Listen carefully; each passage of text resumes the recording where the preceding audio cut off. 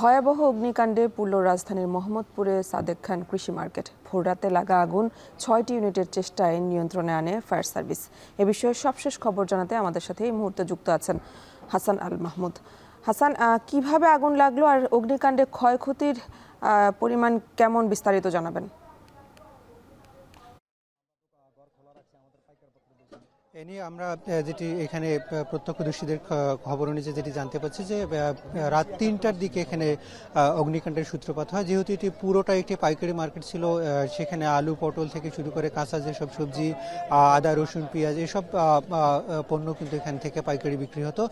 ফলে ক্ষতির পরিমাণ যে ব্যাপক সেটি কিন্তু বলাই যায়। এবং এখানকার যেসব দোকানদার রয়েছে, পাইকারি আড়তদার, তারা বলছেন যে এক একটা দোকানে অন্তত ৫০-৬০ লক্ষ টাকার উপরের সম্পদ ছিল। এবং সেখানে কাঁচা সবজি যেমন ছিল তেমনি কিন্তু অনেকের নগদ টাকা সেটিও কিন্তু ছিল। ফলে সেগুলো সম্পূর্ণরূপে পুড়ে গিয়েছে এবং অন্তত ৪০ থেকে ৪৫টি দোকান কিন্তু সম্পূর্ণরূপে পুড়ে গিয়েছে। এবং যেহেতু সেখানে কাঁচামালের যেসব বস্তা কিংবা ক্যারেট ছিল সেগুলোতে কিন্তু অধিকাংশ জায়গায় প্লাস্টিক থাকার কারণে কিন্তু সেই আগুন দ্রুত ছড়িয়ে পড়ে। এবং গত রাতে আমরা দেখেছি যে কিছুটা বাতাসের পরিমাণ কিন্তু অনেক বেশি ছিল। ফলে আগুন দ্রুত, যেহেতু এটির পশ্চিম দিকে আগুনের সূত্রপাত হয়েছিল, ফলে পূর্ব দিকে কিন্তু পুরো মার্কেটটি পুড়ে গিয়েছে। যদিও মার্কেটের দুটি অংশ, একটি উত্তর এবং দক্ষিণ।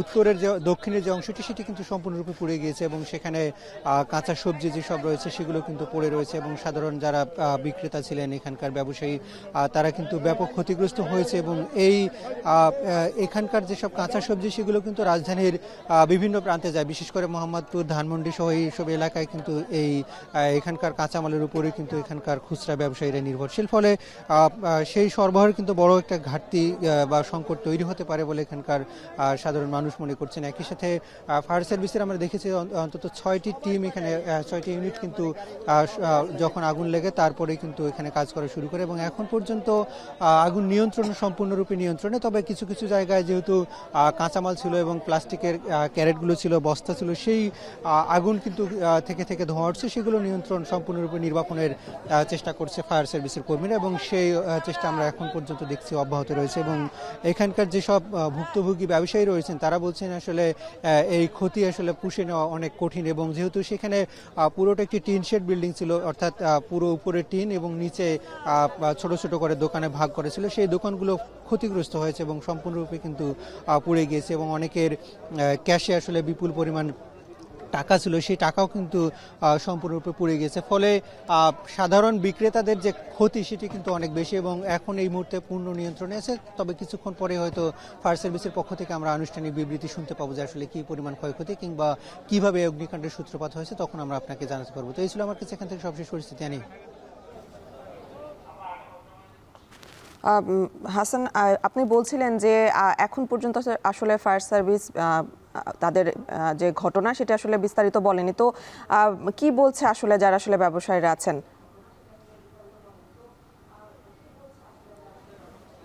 ব্যবসায়ীরা আসলে ধারণা করছেন যে বৈদ্যুতিক শর্ট সার্কিট কিংবা এমন কিছু থেকেই এই অগ্নিকাণ্ডের সূত্রপাত হতে পারে। এবং যেহেতু পশ্চিম প্রান্তে যে দোকানগুলো রয়েছে সেই দোকান থেকেই তাদের অগ্নিকাণ্ডের সূত্রপাত তারা বলছেন। এবং সেখানে যেহেতু বাতাস ছিল, ফলে দ্রুত কিন্তু তারা এখান থেকে আগুনটা দ্রুত ছড়িয়ে পড়েছে। এবং এখানকার যে ব্যবসায়ীরা যারা রয়েছেন তারা কিন্তু রাতে, যেহেতু অধিকাংশ দোকানে আসলে তেমন লোকজন থাকেন না, যেহেতু এটি ভোর থেকে আসলে পাইকারি বেচা বিক্রি শুরু হয়, ফলে ৪টা বা ৪:৩০টার দিকেই কিন্তু এখানকার বেচা বিক্রি মূলত শুরু হয়। ৩টার দিকে এখানে যারা সাধারণ দোকানদার ছিল তারা কিন্তু অনেকটা এখান থেকে সরে গিয়েছিলেন। তবে কিছু কিছু দোকানে কর্মচারী যারা ছিলেন কিংবা এখানকার নিরাপত্তা যারা ছিলেন তারাই কিন্তু এখানকার প্রত্যক্ষদর্শী। এবং তারা দ্রুত আগুনের যখন সূত্রপাত হয়েছে তখনই কিন্তু তারা সরাসরি ফায়ার সার্ভিসের কল দেয় এবং অন্তত ২০ মিনিটের মধ্যেই কিন্তু ফায়ার সার্ভিস এখানে উপস্থিত হয় এবং তারা আগুন নিয়ন্ত্রণ করবার চেষ্টা করেছেন। এবং সবশেষে আমরা দেখছি প্রথমে দুইটি ইউনিট আশেপাশের,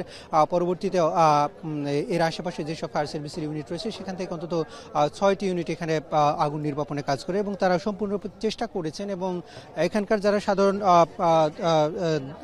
ব্যবসায়ী রয়েছে তাদের সঙ্গে আমরা কথা বলেছি, প্রত্যেকেরই কিন্তু ক্ষতির পরিমাণ অনেক বেশি। যেহেতু এখানে আদা রসুন পেঁয়াজের মতো যেসব দামি যেসব পণ্য রয়েছে সেগুলোও কিন্তু ক্ষতিগ্রস্ত হয়েছে। ফলে কাঁচামালের সব যে পণ্যগুলো ক্ষতিগ্রস্ত হয়েছে সেগুলো কিন্তু অনেক বেশি দামি এবং কিছু কিছু জায়গায় প্লাস্টিক কিংবা চটের বস্তা কিংবা প্লাস্টিকের বস্তা এইসব জিনিস থাকার কারণেই কিন্তু আগুন যে সেটি কিন্তু দ্রুত ছড়িয়ে পড়ে এবং বাতাস থাকার কারণে সেটি কিন্তু খুব দ্রুত আসলে আশেপাশে সবগুলো দোকান পুড়িয়ে দিতে সক্ষম হয়েছে এবং আমরা দেখতে পাচ্ছি যে তারা এখানে অনেক দোকানদার আসলে তাদের সবশেষ যে সম্বলটুকু সেটি আবার পুনরুদ্ধার করবার চেষ্টা করছেন এবং সেটি ক্ষতি আসলে কতটুকু পুষিয়ে ওঠা সম্ভব সেটি কিন্তু সময়ের ব্যাপার। তো এই ছিল আমার কাছে এখান থেকে সবশেষ পরিস্থিতি এনে।